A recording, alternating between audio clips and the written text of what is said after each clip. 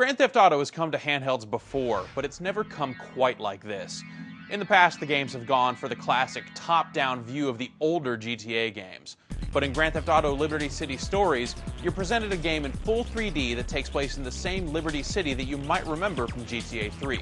First and foremost, it's a pretty stunning technical achievement. Beyond that, though, it's got a few problems that prevent the game from fully capitalizing on that achievement. The game's storyline is the sort of straightforward that you'd expect out of a PC expansion pack rather than a full game. You play as low to mid-level mobster Tony Cipriani, loyal to a fault.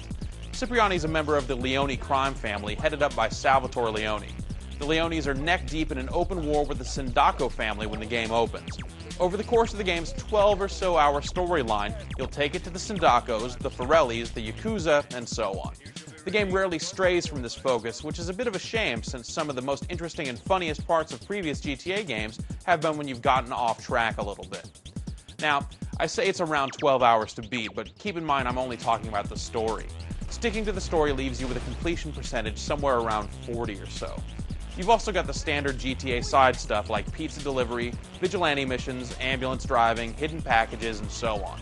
You can also take on work at a car lot and attempt to sell cars to customers by showing off your driving skills. If you're into that optional stuff, you'll find a lot more to do.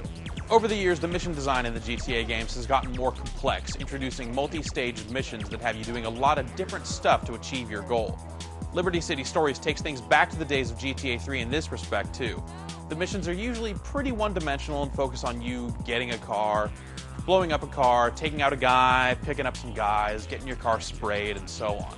There are a few missions that get a little larger than this, and these tend to be the more interesting and final ones. A big part of GTA's appeal lies in its go-anywhere, do-anything mentality. People have built entire mini-games in their heads that revolve around simply opening fire and seeing how long you can survive before law enforcement finally gets you. You can certainly do that here as well, but police response seems to be one of the things that's been scaled back a bit to get the game running at a playable frame rate on the PSP. You just don't get that swarm of police cars that you get on consoles. Also, a few hitch-ups related to the game's audio starting and stopping occasionally cause the game to seize up for a second or so when you get into or out of a car. When you're in the middle of a heated firefight, the stoppages really stick out. While the game's storyline is mostly serious, the game still gets its trademark sense of humor across on the radio stations. While the stations aren't as long as they've been in the past, there's still plenty of great stuff here. The DJs are generally pretty good and the commercials are fantastic. The music, however, isn't quite the treasure trove of licensed music you've heard in past games. Maybe the publisher ran into some trouble trying to license late 90s boy band music or something, but the only station that feels truly accurate is the rap station hosted by DJ Clue.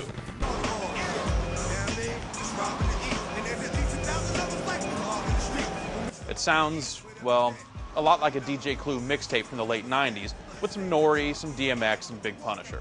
It's hard not to compare certain aspects of Liberty City Stories to the console GTA games because this PSP game comes really close and often delivers the exact same sort of game you'd expect from the series. But it's things like the game's straightforward storyline that get in the way and prevent it from being as memorable as some of the past games have been. But if you can look past that, which isn't really too tough, you'll find GTA in the palm of your hand. That's pretty crazy.